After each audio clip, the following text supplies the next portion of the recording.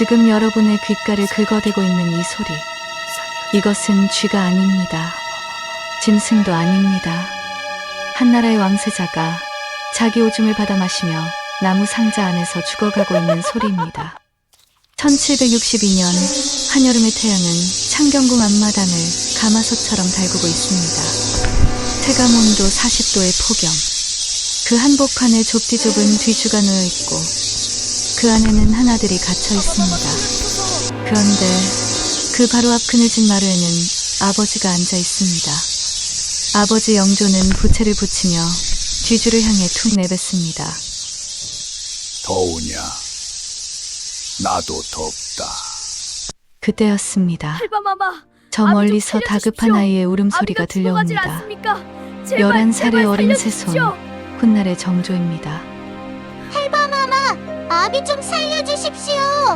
아비가 죽어가질 않습니까? 제발 살려주십시오. 아이는 할아버지의 골룡포 자락을 붙잡고 매달립니다. 눈물 콧물 범벅이 되어 애원합니다. 하지만 여봐라! 영조는 새 손을 차가운 당장 눈으로 아이를 끌어내라! 내려다보며 명을 내립니다. 새 손을 끌어내라. 여봐라. 손자가 끌려나가자 영조는 뒤주 뚜껑이 열리지 않도록 거대한 돌덩이를 올려 짓누릅니다. 그것도 모자라 아들이 내민 손가락 끈 빠져 보기 싫다는 듯 두꺼운 지푸라기를 가져와 뒤주 전체를 덮어버려 숨구멍 하나 남기지 않고 질식시킵니다. 아들의 신음소리, 손자의 울음소리를 배경음악 삼아 영조는 다시 부채를 붙입니다. 여러분, 이것이 과연 정치입니까? 아니면 권력에 미친 늙은이의 기괴한 살인 유의입니까? 말이 좋아서 조선왕조의 역사이지 이것은 완전히 오늘날의 기준으로 본다면 단순히 아비에게 거역하여 뒤주에 갇혀 죽은 사도세자 이야기가 아니라 완벽주의라는 가면을 쓴 사이코패스가 부왕이라는 대의명분으로 아들의 영혼을 한 조각씩 씹어먹은 조선 역사상 가장 잔혹한 가스라이팅 범죄 사건입니다.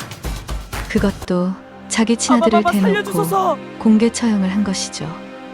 오늘 우리는 사도세자가 갇혔던 뒤주의 뚜껑을 열지는 않을 겁니다. 다만 그 뒤주를 만든 아버지 영조의 머릿속을 낱낱이 해부해 보고자 합니다. 도대체 그날 영조의 머릿속에서는 무슨 일이 벌어지고 있었던 걸까요?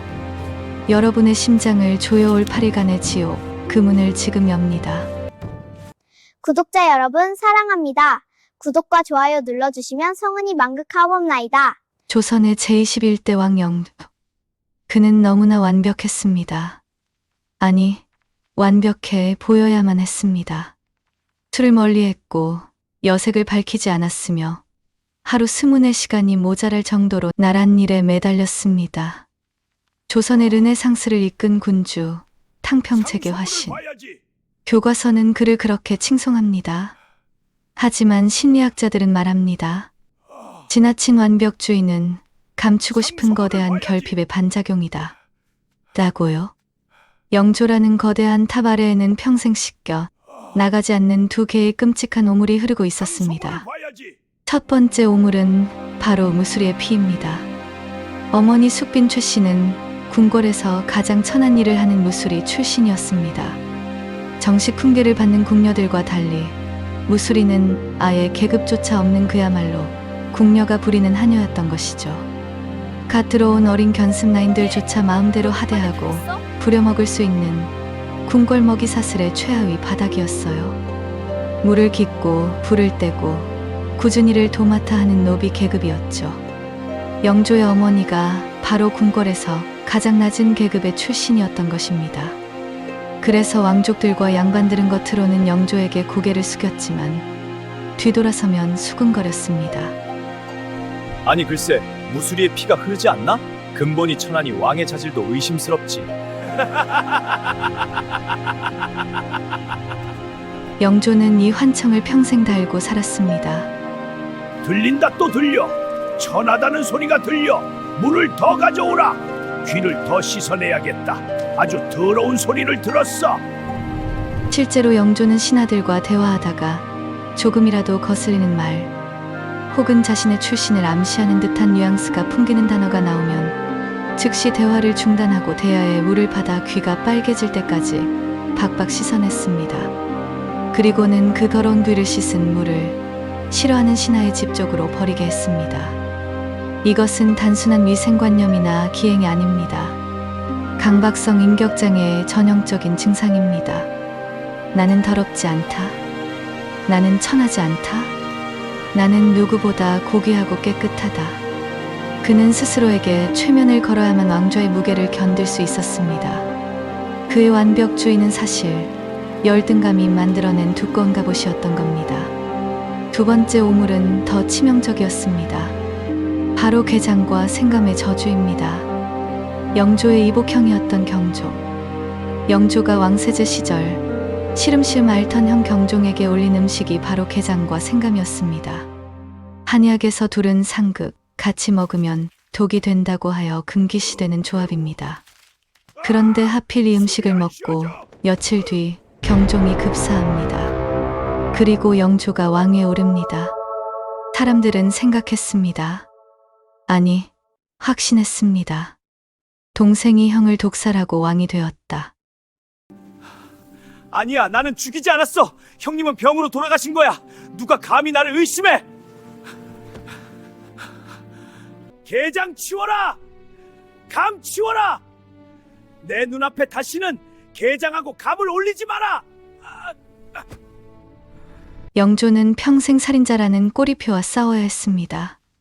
그래서 그는 더욱 도덕에 집착했고 더욱 공부에 매달렸으며 더욱 완벽한 군주가 되려 했습니다. 그의 식탁에는 늘 탕평채가 올랐습니다. 청포묵, 서인, 고기, 남인, 미나리, 동인, 김, 북인을 한데 섞어 먹으며 그는 신하들에게 강요했습니다. 너희도 섞여라. 싸우지 마라. 내 뜻을 따르라. 하지만 그것은 진정한 화합이 아니었습니다. 내 통제하에 꼼짝 말고 있으라는 숨막히는 압박이었습니다. 자신의 결백을 증명하기 위해, 자신의 오점을 덮기 위해 그는 세상 모든 것을 통제해야만 직성이 풀리는 통제광이 되었습니다. 그런데 여러분, 이렇게 컴플렉스로 똘똘 뭉친 아버지가 도저히 통제가 불가능한 아들을 만났을 때 과연 어떤 일이 벌어질까요? 비극의 씨앗은 이미 영조의 마음속 지옥에서 싹트고 있었습니다. 1735년 영조 나이 41세. 당시로서는 손자를 볼 나이에 아주 귀한 늦둥이 아들이 태어납니다. 바로 사도세자 이선입니다. 첫 아들 효장세자를 잃고 7년 만에 얻은 핏줄. 영조는 세상을 다 가진 듯 기뻐했습니다. 태어나자마자 최단기간에 세자로 책봉합니다. 조선 역사상 최연소, 생후 1년 만에 세자 책봉이었습니다. 영조에게 사도세자는 단순한 아들이 아니었습니다. 자신의 천한 핏줄을 세탁해 줄 가장 완벽하고 빛나는 트로피, 자신의 정통성을 증명해 줄 살아있는 보증수표였습니다. 어린 사도세자는 그야말로 슈퍼 베이비였습니다. 태어난 지 4개월 만에 혼자 걷고 2살 때 글자를 읽었으며 3살 때 왕은 무엇입니까? 라는 질문에 백성을 배불리 먹이는 사람입니다 라고 대답해 영조를 기절초풍하게 만들었습니다. 보아라, 내 아들이다. 이 아이의 눈빛을 보아라. 숙종대왕을 쏙 빼닮지 않았느냐? 누가 감히 내 핏줄이 천하다고 하겠느냐? 이 아이는 하늘이 내린 성군이 될 것이다. 전하, 종묘사직에 경사옵니다. 내 사랑스러운 세자야, 너는 나보다 더 훌륭한 왕이 되어야 한다. 알겠느냐? 영조는 신하들을 불러 모아놓고 아들을 자랑하기 바빴습니다. 마치 새로 산 명품을 과시하듯 말이죠. 하지만 이 사랑은 아주 위험한 조건부 사랑이었습니다. 내가 천재라서 사랑한다. 내가 완벽해서 사랑한다. 이 말은 반대로 무엇을 의미할까요? 내가 멍청해지면 버릴 것이다. 내가 내 기대에 미치지 못하면 너는 내 아들이 아니다. 라는 무언의 협박이 깔려 있었던 겁니다. 비극은 세자가 자라면서 시작됩니다. 영조는 평생 책상머리에 앉아 공부만 한 학자 군주였습니다. 반면 사도세자는 태생적으로 뼈가 굵고 힘이 장사였던 무인기질을 타고났습니다. 세자는 공부보다 칼 쓰는 것을 좋아했고 경전을 외우는 것보다 그림 그리는 것을 좋아했습니다. 심지어 서육이나 수호지 같은 무협소설을 탐독했죠. 요즘으로 치면 아버지는 하버드 로스쿨 출신 대법관인데 아들은 UFC 챔피언이나 웹툰 작가가 되고 싶어 하는 꼴입니다. 영조의 눈빛이 변하기 시작합니다. 꿀이 떨어지던 눈에서 독이 뿜어져 나오기 시작합니다. 타도세자의 개성은 영조에게 오작동이었습니다. 내가 입력한 값은 공자와 맹자인데 왜 출력값이 항와 장비냐? 나르시시스트 부모에게 자식은 독립된 인격체가 아닙니다. 자신의 팔과 다리, 즉 자신의 확장일 뿐입니다. 내 팔이 내 마음대로 안 움직이면 어떻게 하고 싶을까요? 고치려고 하다가 안 되면 잘라내고 싶은 충동을 느끼는 법입니다. 세자 나이 15세? 영조는 폭탄 선언을 합니다. 오늘부터 세자가 나 대신 대리청정을 해라. 15살 사춘기 소년에게 한나라의 정치를 맡긴 겁니다. 겉으로는 경험을 쌓게 해주겠다는 명분이었지만 실상은 가스라이팅 지옥의 시작이었습니다. 이때부터 영조의 이중구속 화법이 장렬합니다. 심리학자 그레고리 베이트슨이 말한 이중구속이란 상반된 두 가지 메시지를 동시에 보내 상대방을 정신적으로 붕괴시키는 화법입니다. 아바마마, 가뭄이 심하여 백성들이 굶주리니 구열미를 푸는 것이 어떻게 싸웁니까? 내 놈은 생각이 없냐? 그런 중대한 일을 왜 나한테 묻지도 않고 네 멋대로 결정해? 내가 조선의 왕이야, 네가 왕이냐? 감히 어린 놈이 벌써부터 왕 노릇을 하려 드느냐? 이런 건방진 놈을 봤나? 썩 나가라! 며칠 뒤 타도세자는 주눅이 들어서 조심스럽게 입을 열었어요. 아바마마, 이번 호조 판서 인사는 어떻게 할까요? 허허, 덩치는 산만한 놈이 나이 15세가 되어서 그런 사소한 것도 혼자 결정 못해? 저렇게 무능해서야 어디 나라를 맡기겠느냐? 한심한 놈. 들으셨나요? 세자가 스스로 결정하려고 하면 건방지다고 혼내고 이번에 물어보고 결정하면 무능하다고 혼을 내고 다그칩니다. 이러지도 저러지도 못하는 상황. 쥐구멍에도 볕이 든다지만 세자의 구멍에는 영조가 뿜어내는 독가스만 가득 찼습니다. 영조의 학대는 여기서 멈추지 않았습니다. 그는 습관적으로 나왕 안 해, 왕이 물려줄 거야 라며 선의 파동으로 시위를 벌였습니다. 그때마다 세자는 눈물 콧물 흘리며 한겨울 눈밭이든 한여름 땡볕이든 엎드려 빌어야 했습니다. 아바마마, 죽여주시옵소서. 제 불찰입니다. 선의의 명을 거두어 주소서. 이마에서 피가 나도록 땅을 찌우며 비는 아들을 보며 영조는 묘한 쾌감을 느꼈을지도 모릅니다. 자신의 권력을 확인하고 아들을 완벽하게 굴복시키는 과정이었으니까요. 심지어 영조는 자연재해까지 세자의 탓으로 돌렸습니다. 눈이 많이 오면 내가 덕이 없어서 그렇다. 가뭄이 들면 내가 불효해서 하늘이 놓은 것이다 라고 했습니다.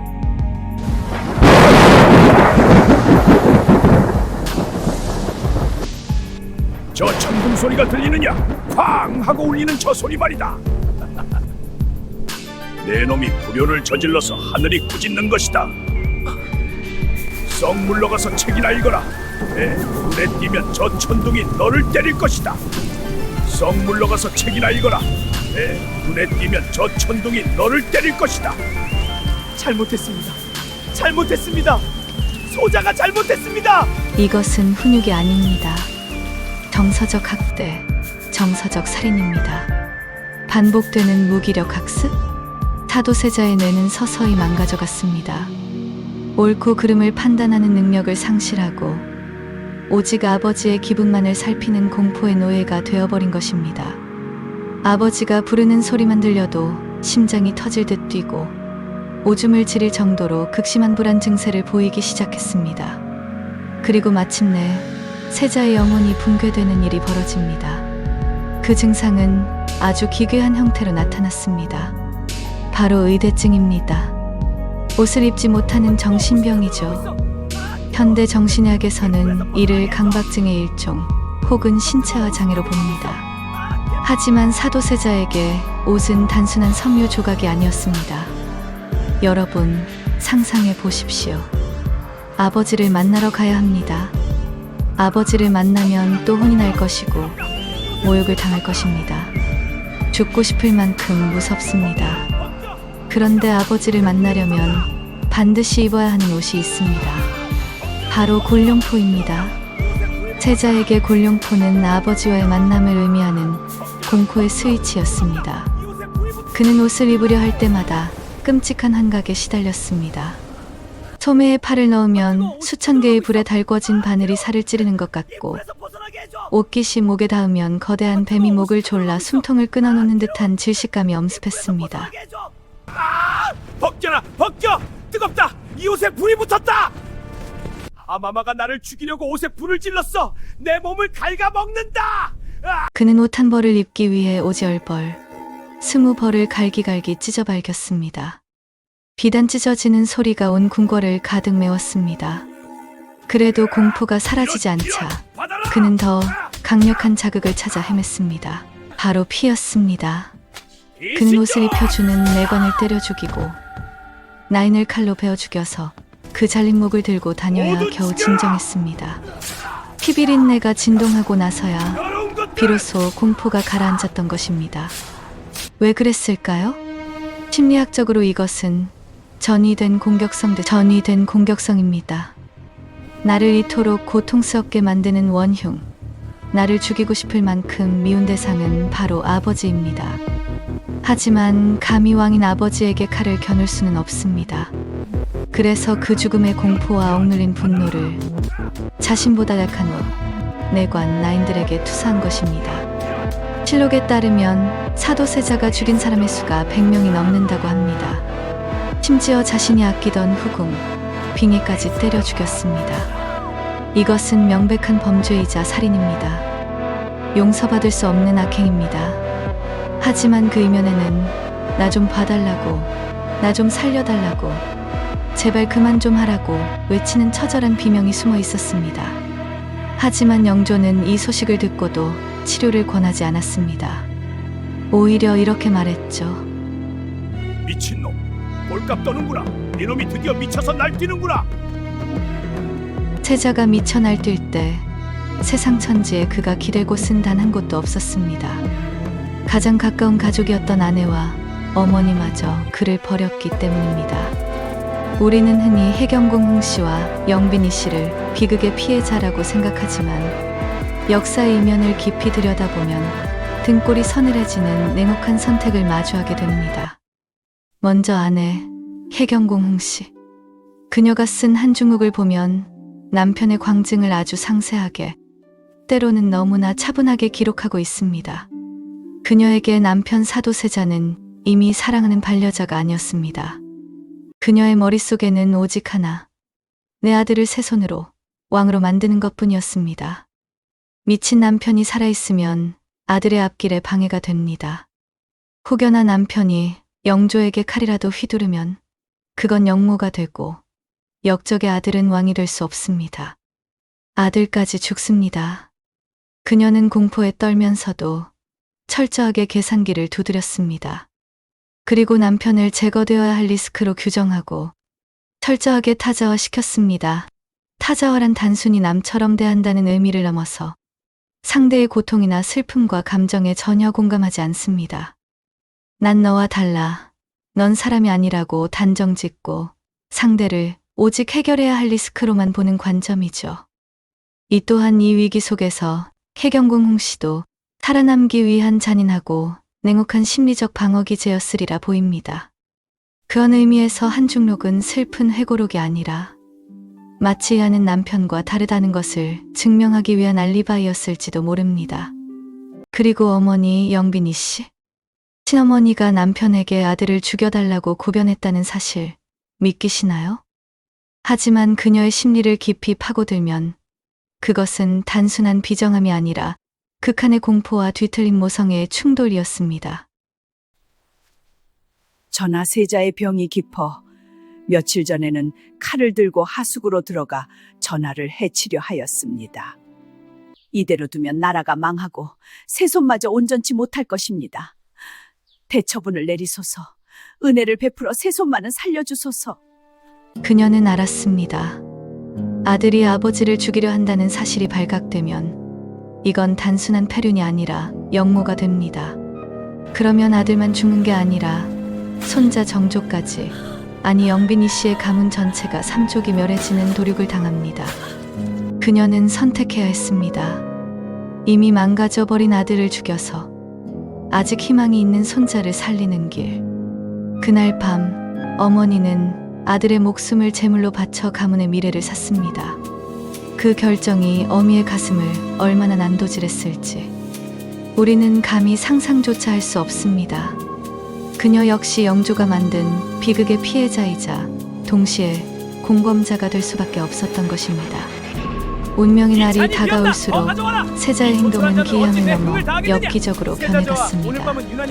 평양으로 몰래 놀러 가기도 했지만 가장 충격적인 사건은 관서행과 하수구 사건입니다. 어느 날 밤 세자는 칼을 차고 창덕궁 시민당 뜰 아래 하수구, 즉 개천 구멍으로 기어 들어갔습니다. 어둡고 축축하고 오물이 흐르는 그 좁은 구멍, 쥐떼가 돌아다니는 그곳. 세자는 왜 그곳으로 들어갔을까요? 프로이트 심리학으로 보면 이것은 자궁으로의 회귀 본능입니다. 세상 모든 것이 두려운 그는 어머니의 자궁처럼 어둡고 좁고 외부와 차단된 곳으로 숨고 싶었던 겁니다. 가장 안전했던 태아 시절로 돌아가고 싶었던 퇴행 행동이죠. 하지만 그곳에서 그는 외쳤습니다. 아버지를 죽이러 가겠다. 칼을 다오. 내가 가서 그 늙은이를 베어버리겠다. 이것은 오이디푸스 콤플렉스의 가장 파괴적인 발현이라 볼 수 있습니다.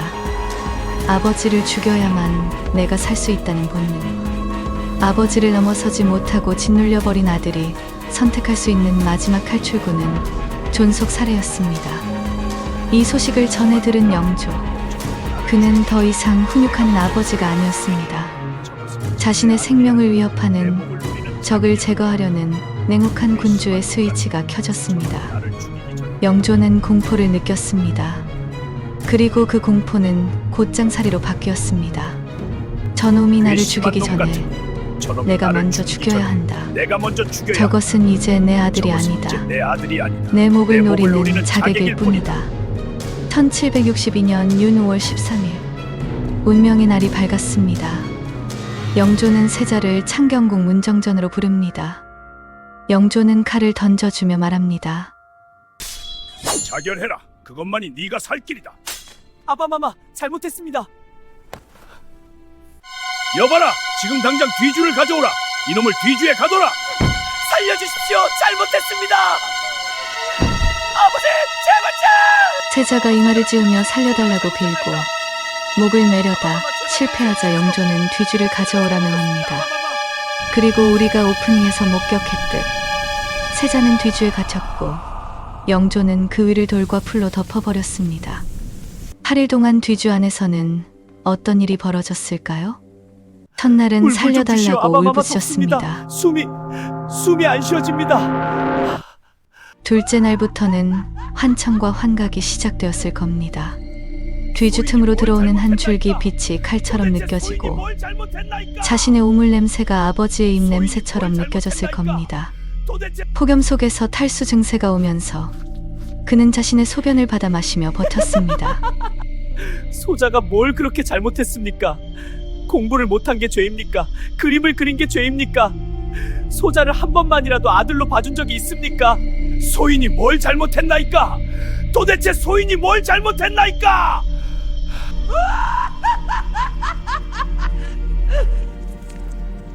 영조는 그 앞에서 밥상을 받았습니다. 보란듯이 식사를 하고 영양탕을 챙겨 먹었습니다. 나는 살아서 밥을 먹는다. 너는 죽어서 흙이 되어라. 이 기괴한 대조. 궁궐 사람들은 밤마다 뒤주 쪽에서 들려오는 귀신 같은 신음소리에 귀를 막고 떨어야 했습니다. 하지만 아무도 그에게 물 한 모금 줄 수 없었습니다. 영조의 엄명이 있었기 때문입니다. 저놈에게 물 한 방울이라도 주는 자는 내가 목을 칠 것이다. 이것은 형벌이 아닙니다. 이것은 아들의 존재 자체를 세상에서 증발시켜버리려는 의식이었습니다. 자신의 콤플렉스를 자극하는 아들, 자신의 완벽함에 흠집을 낸 아들을 눈앞에서 지워버리고 싶은 극단적인 자기애적 제거였습니다. 8일째 되던 날, 뒤주 뚜껑이 열렸을 때 그 안에는 인간이 아닌 비틀어진 뼈와 가죽만이 남아 썩은 냄새를 풍기며 놓여 있었습니다. 아들의 시신을 확인한 영조. 그는 통곡했을까요? 실록은 그의 표정을 자세히 묘사하지 않지만 그의 행동은 소름 끼칩니다. 그는 아들에게 사도라는 시호를 내립니다. 생각할사 슬퍼할도 너를 생각하니 슬프구나. 생각할 사, 슬퍼할 도. 너를 생각하니 슬프구나. 여러분, 이 말이 감동적으로 들리시나요? 살아있을 때는 너 때문에 못 살겠다. 너는 내 오점이다라고 하더니 줄이고 나서는 슬프다고 합니다. 심리학적으로 이것은 인지 부조화를 해결하기 위한 자기 합리화입니다. 나는 아들을 죽인 비정한 아버지가 아니다. 나는 어쩔 수 없이 나라를 위해 역적을 처단한 것이고 인간적으로는 아비로서 슬퍼하고 있다. 그러니 나는 여전히 도덕적이고 완벽한 왕이다. 영조는 스스로를 속인 것입니다. 죽은 자는 말이 없습니다. 영조는 이제 마음 놓고 죽은 아들을 사랑할 수 있게 된 겁니다. 살아있는 아들은 통제가 안 되지만 죽은 아들은 영원히 내 뜻대로 박제할 수 있으니까요. 죽은 아들이야말로 영조가 그토록 원했던 말 잘 듣고 조용한 완벽한 아들 잃은 셈입니다. 그리고 개선가를 울리며 환궁하는 영조. 그 뒤를 따르던 어린 손자 정조. 할아버지가 아버지를 죽이고 승전가를 울리는 이 미친 풍경 속에서 정조는 입술을 깨물며 피눈물을 삼켰을 겁니다. 나는 절대 당신 같은 아버지가 되지 않으리라. 나는 반드시 살아남아 아버지의 명예를 되찾으리라. 그날의 트라우마는 훗날 정조를 조선 역사상 가장 위대한 왕으로 만드는 원동력이 됩니다. 고통은 누구에게나 찾아오지만 그 고통을 흉터로 남길지 훈장으로 만들지는 우리의 선택에 달려 있습니다. 정조는 증오의 칼날을 거두고 사랑으로 세상을 품으며 스스로 가장 빛나는 별이 되어 지금도 우리 마음속 밤하늘을 비추고 있습니다.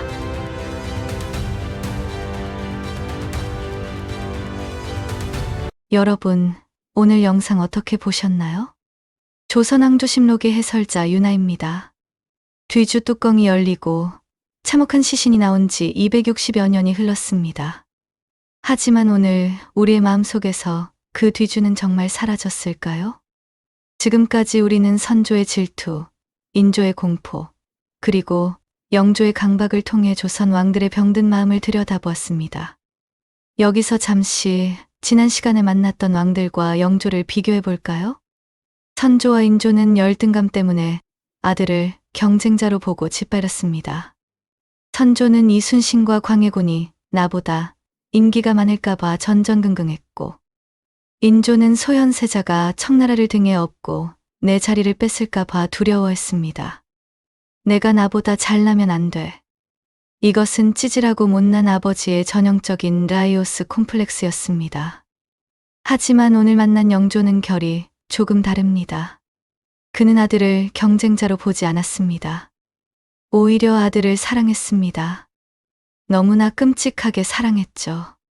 단, 그 사랑의 방식이 나르시시즘적 투사였다는 게 비극입니다.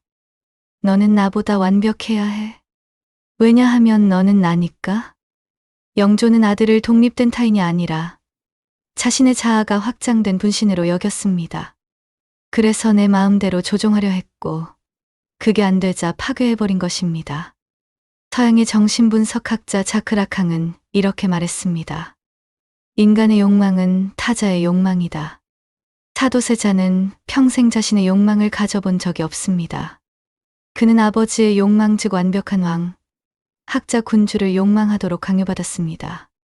공부해라, 무예는 안 된다, 옷을 단정히 입어라. 사도세자라는 자아는 없었고 영조가 만든 허상만 있었습니다. 라캉의 이론대로라면 사도세자가 미친 것은 병이 아닙니다. 자신의 자아를 찾기 위한 무의식의 처절한 몸부림이었습니다. 옷을 찢어발긴 행위는 아버지가 강제로 입혀놓은 타자의 욕망이라는 껍질을 벗어던지고 나 좀 있는 그대로 봐달라고 외치는 영혼의 절규였던 것입니다. 동양 철학의 관점에서도 영조는 실패한 인간입니다. 유교 경전 중용에는 치우치지 않는 것이 도라고 했습니다. 영조는 치우침의 끝판왕이었습니다. 너무 완벽하려 했고 너무 깨끗하려 했으며 너무 엄격했습니다. 그는 자신을 성인 군자라 믿었지만 장자는 이런 사람을 일컬어 기심이 가득한 자라고 했습니다. 기심이란 기계 같은 마음입니다. 모든 것을 계산하고 통제하고 효율을 따지는 마음이죠. 그 기심이 아들이라는 생명의 자연스러운 흐름을 막아버린 것입니다. 물이 흐르지 못하면 썩듯이 감정이 흐르지 못한 사도세자는 뒤주라는 막힌 공간에서 썩어 문드러질 수밖에 없었습니다.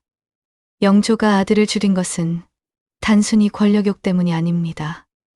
이는 심리학적으로 볼 때 자신의 그림자 샤도우를 마주할 용기가 없었던 것으로 보여집니다. 분석심리학자 칼융은 자신의 어두운 면, 즉 자신의 그림자를 인정하지 않으면 그것은 밖으로 투사되어 괴물이 된다고 했습니다. 영조에게 사도세자는 자신의 무수리 콤플렉스, 형을 죽였다는 죄책감, 불완전함이라는 그림자가 똘똘 뭉친 존재였습니다. 아들을 볼 때마다 자신의 치부가 거울처럼 비쳤기에 영조는 그 거울을 깨버린 것입니다. 뒤주에 돌을 올려 봉인한 것은 아들의 육체가 아니라 영조 자신이 마주하기 쉬웠던 자기 혐오였습니다. 사랑하는 구독자 여러분, 이 조선왕조심록 시리즈를 통해 제가 여러분께 드리고 싶은 말씀은 단순히 과거의 왕들을 법정에 세워 단죄하자는 것이 아닙니다. 그들은 화려한 골룡포를 입었을 뿐 우리와 똑같이 상처받고 불안해하고 실수하는 나약한 인간이었습니다. 조선왕조심록은 그러한 그들의 기록이자 동시에 우리 마음의 기록입니다. 지금 이 순간에도 수많은 현대판 영조들이 자녀를, 부하 직원을, 혹은 연인을, 정치적 공지를 자신만의 뒤주에 가두고 있습니다. 다 너 잘되라고 하는 소리야. 내가 시키는 대로 해. 내가 뭘 안다고 그래? 사랑과 훈육이라는 포장지로 감싼 그 말들이 혹시 상대방의 영혼에 못질을 하고 있지는 않은지 돌아봐야 합니다. 우리는 영조가 되어서는 안 됩니다. 그렇다고 사도세자처럼 파멸해서도 안 됩니다. 우리가 가야 할 길은 그 비극을 목격하고 끊어낸 정조의 길입니다. 정조는 아버지의 트라우마, 할아버지의 학대 속에서도 괴물이 되지 않았습니다. 그는 고통을 승화시켰습니다. 할아버지를 미워하는 대신 그의 정치를 계승했고 아버지를 부끄러워하는 대신 과인은 사도세자의 아들이다라고 당당히 외쳤습니다. 이것이야말로 서양 심리학이 말하는 회복 탄력성이자 레슬리엔스이자 동양 철학이 말하는 극기복례 크지풀이 나를 이기고 예로 돌아감의 진정한 경지가 아닐까요? 내 안의 불안을 자식에게 물려주지 않겠다는 다짐. 나의 콤플렉스를 타인에게 투사하지 않겠다는 용기. 그것이 400년 전 좁은 뒤주 안에서 죽어간 한 남자의 영혼을 진정으로 위로하는 방법일 것입니다. 뒤주 뚜껑은 덮였지만 이야기는 계속됩니다. 다음 시간에는 조선 왕조 500년을 통틀어 가장 강력한 카리스마를 가졌지만 내면은 지독한 고독과 불면증에 시달렸던 왕 정조의 내면을 파헤쳐 보겠습니다. 아버지의 죽음을 딛고 일어선 그가 왜 평생 암살 위협에 시달리며 잠들지 못했는지, 그의 위대함 뒤에 숨겨진 인간적인 고뇌를 심리학으로 읽어드립니다. 역사의 뒤안길에서 인간의 마음을 읽는 시간. 지금까지 조선왕조심록의 윤아였습니다. 여러분의 구독과 좋아요는 잊혀진 마음들을 기록하는 저에게 가장 큰 힘이 됩니다. 감사합니다.